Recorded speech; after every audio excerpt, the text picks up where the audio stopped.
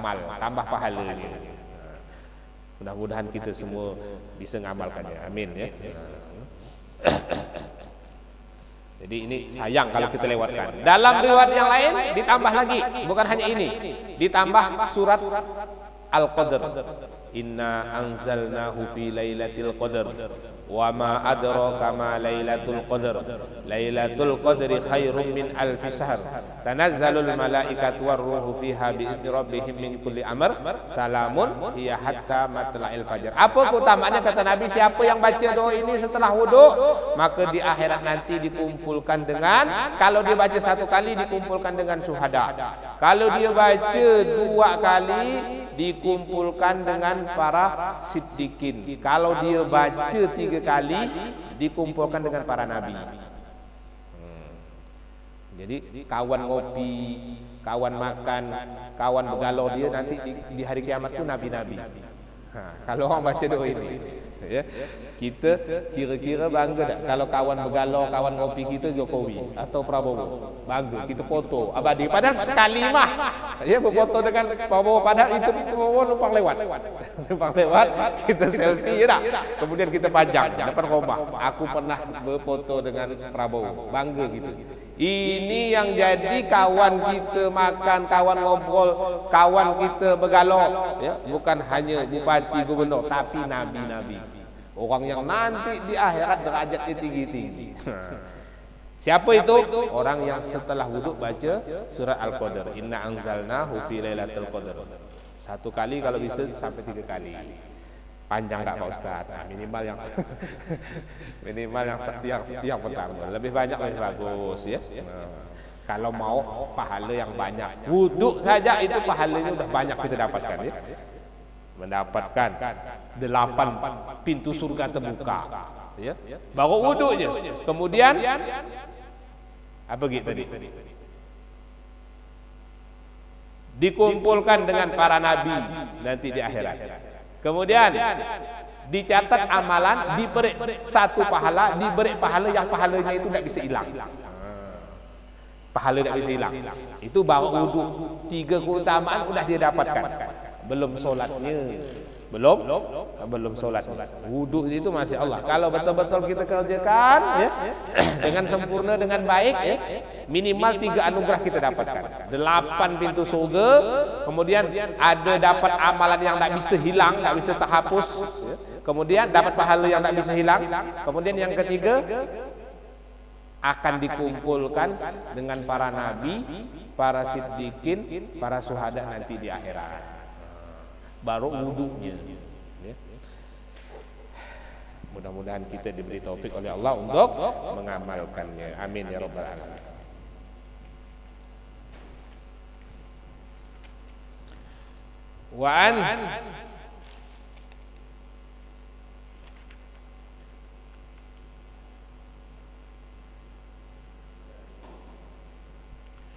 Wa an Ali alaihi salatu wassalam annahu qol, dari Sayyidina Ali radhiyallahu anhu beliau berkata, lau kana ad-dinu bi ra'yi la kana asfalal khuf aula bil mashi min a'lahu.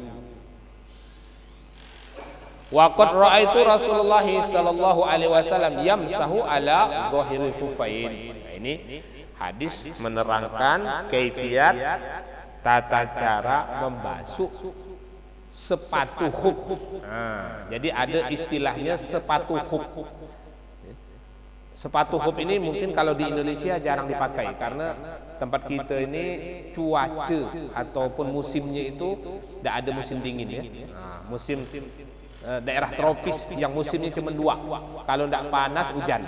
Jadi tidak ada daerah, tidak ada musim dingin.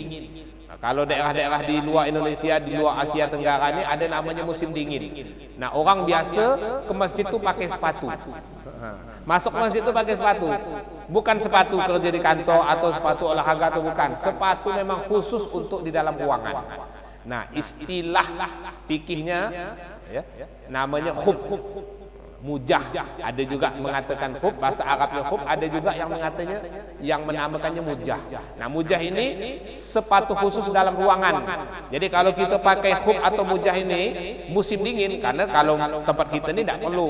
Ya, karena musimnya dinginnya tidak terlalu. Tapi kalau daerah-daerah yang ada musim dingin, yang kalau musim dingin itu sampai 0 derajat sampai 1 derajat, nah itu dinginnya luar biasa.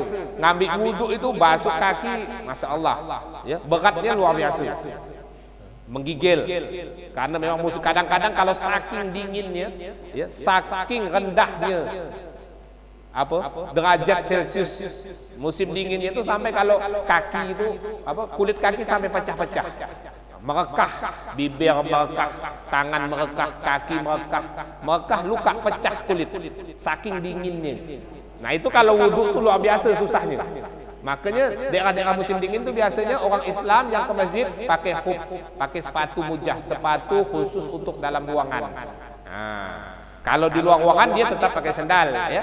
Mujah ataupun khuf itu tetap dilapisi dengan sepatu agi atau dilapisi dengan sendal. Tapi kalau di dalam ruangan macam masjid, nah, tidak perlu dibuka agi. Bahkan ketika wudhu pun kita tidak perlu buka agi, nah, supaya meringankan. Karena kalau musim dingin, ya, wudhu harus basuh kaki, itu basuh muka dan tangannya udah berat, apalagi basuh kaki.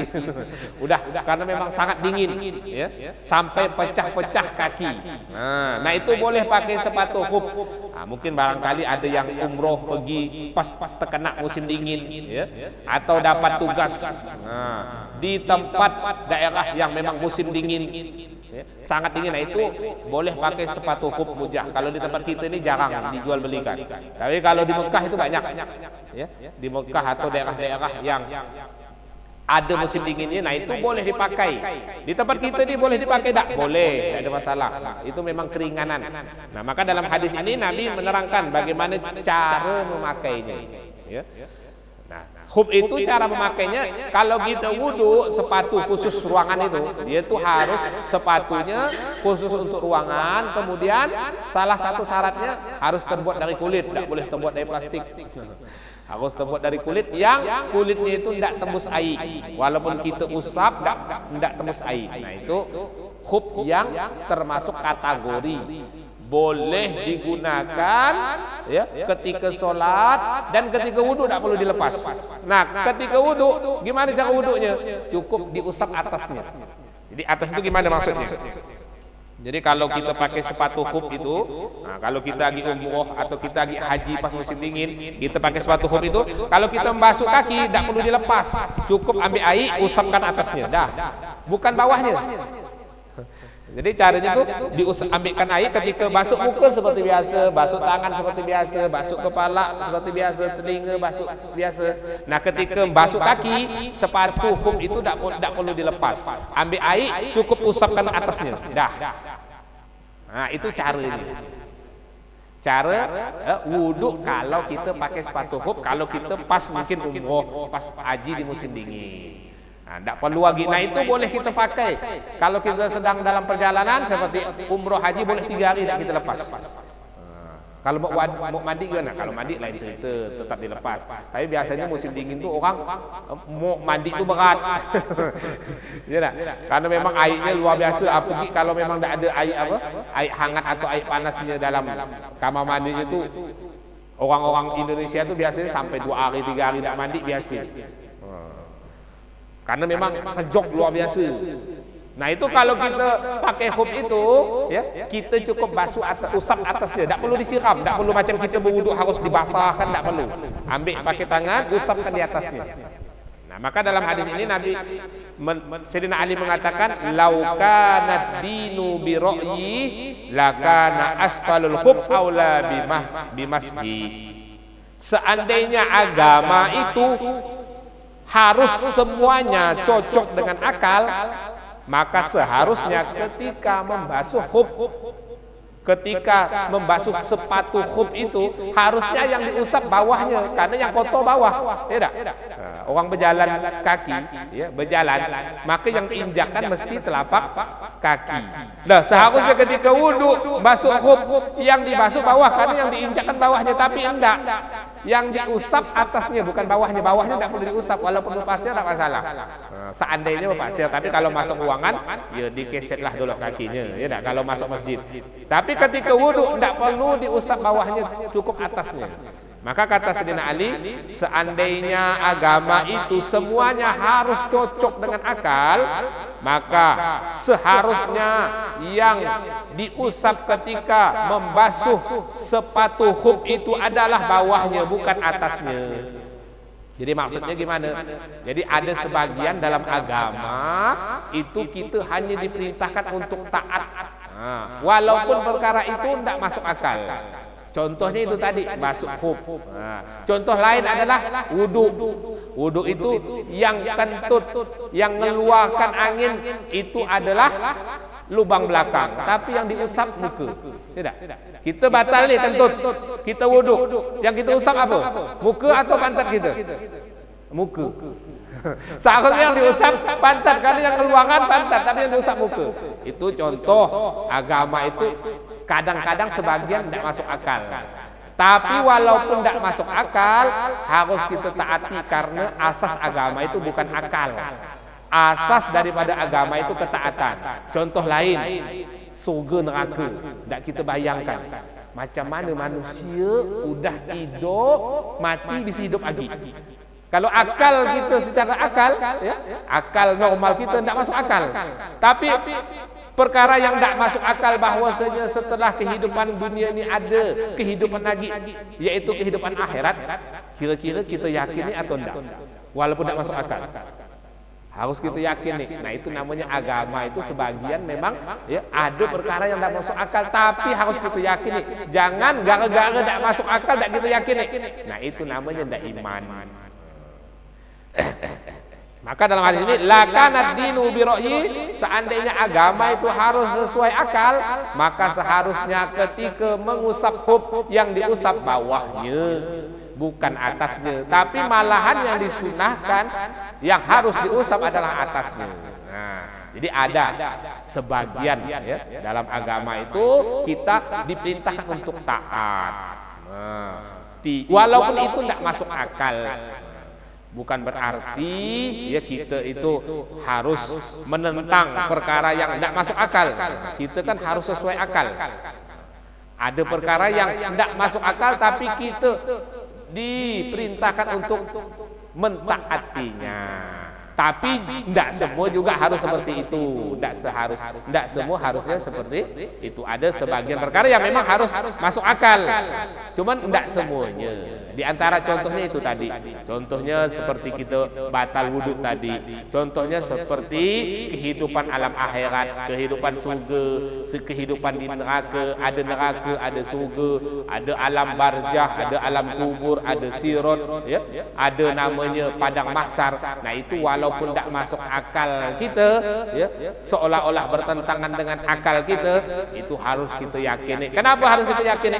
Karena yang memberitakannya adalah Allah dan Nabi. Jadi kalau perkara itu yang memberitakan Allah, kalau perkara itu yang memberitakan Nabi, perkara itu tidak masuk akal, harus kita terima. Beda kalau yang memberitakan itu manusia biasa.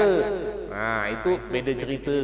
Boleh kita mat dulu, boleh kita pikir dulu, ya. Tapi kalau yang menyampaikan Allah, yang menyampaikan Rasulullah, masuk akal, tidak masuk akal, kita harus menerimanya. Itu tertib dalam menerima agama.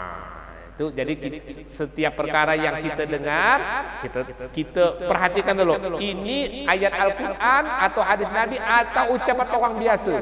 Nah, kalau itu ucapan orang biasa, nah kita pikir-pikir masuk akal atau enggak. Masuk akal kita kerjakan, ada masuk akal enggak usah kita kerjakan. Tapi kalau yang menyampaikan itu adalah Allah, kalau yang menyampaikan itu adalah Rasulullah, nah itu masuk akal, enggak masuk akal, kita kerjakan, kita jalankan. Nah, itu tertib dalam mengamalkan agama. Hari ini kita